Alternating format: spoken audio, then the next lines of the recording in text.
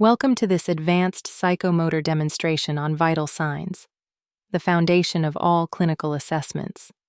Today, we perform and interpret manual blood pressure, pulse, respirations, temperature, pain rating, and pulse oximetry with precision expected at the upper clinical level. Before beginning, verify patient identity, explain the procedure, wash hands, and ensure proper positioning. Start with manual blood pressure. Select the correct cuff size. The bladder must cover at least 80% of the arm circumference. Position the arm at heart level, palm up, fully supported. Palpate the brachial artery and place the cuff 1 inch above the site. Close the valve.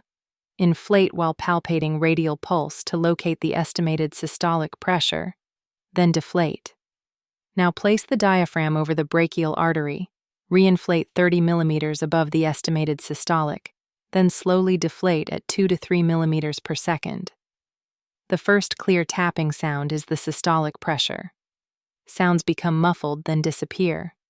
The disappearance point is the diastolic. Document to the nearest 2 millimeters. Interpret. If above 130/80 repeatedly, this indicates hypertension risk. If lower than 90/60 with symptoms, evaluate for hypotension, volume loss, or shock. Next, assess pulse. Use the pads of 2 fingers over the radial artery. Count for 30 seconds and multiply by 2 only if rhythm is regular. If irregular, count for the full 60 seconds and compare with apical pulse using a stethoscope at the 5th intercostal space at the mid-clavicular line. Normal range is 60 to 100 beats per minute. A tachycardic pulse above 100 may signal pain, fever, hypovolemia, anxiety, or cardiac dysfunction. A bradycardic pulse below 60 may occur in athletes, but may also indicate conduction block or medication effect, especially with beta blockers or digoxin. Evaluate strength. 0 is absent, 1 plus weak, 2 plus normal, 3 plus strong or bounding. Move to respirations. Without alerting the patient, keep fingers on the radial pulse while observing chest rise. Count for an entire 60 seconds to capture pattern and depth. Normal is 12 to 20 breaths per minute. Tachypnea above 20 may indicate fever, acidosis, anxiety, pain, or respiratory compromise. Bradypnea below 12 may result from narcotics, sedation, neurologic impairment, or hypoventilation. Assess rhythm: regular, irregular, Cheney-Stokes, or Kussmaul. Evaluate effort for accessory muscle use, nasal flaring, or retractions. Temperature assessment. Choose the most accurate route based on condition. Oral is common, contraindicated in mouth breathing, facial trauma, or immediately after hot or cold intake. Axillary is least accurate. Rectal reflects core temperature and is used only when appropriate. Contraindicated in neutropenia, rectal surgery, or bleeding disorder. Tympanic and temporal are quick and useful in children. Normal range is 96.8 to 99.5 Fahrenheit.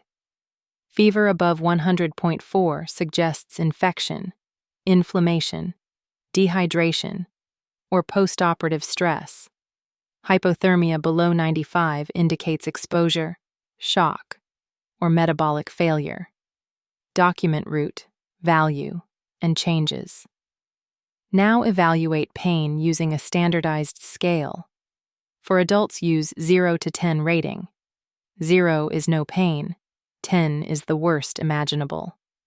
Assess location, quality, radiation, timing, aggravating and relieving factors, and functional impact. Pain is the 5th vital sign and must be treated as a dynamic clinical marker. Sharp unilateral pain could indicate fracture, acute abdomen, or cardiac ischemia.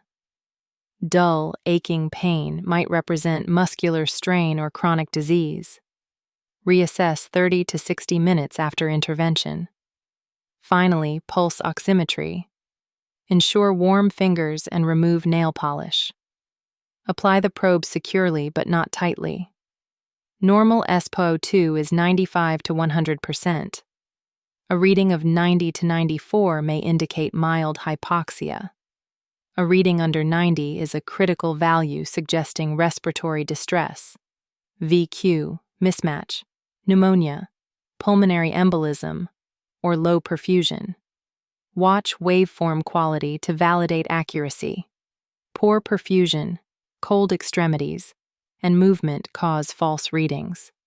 For carbon monoxide exposure, SpO₂ is unreliable. Request co-oximetry. Conclude by integrating all findings.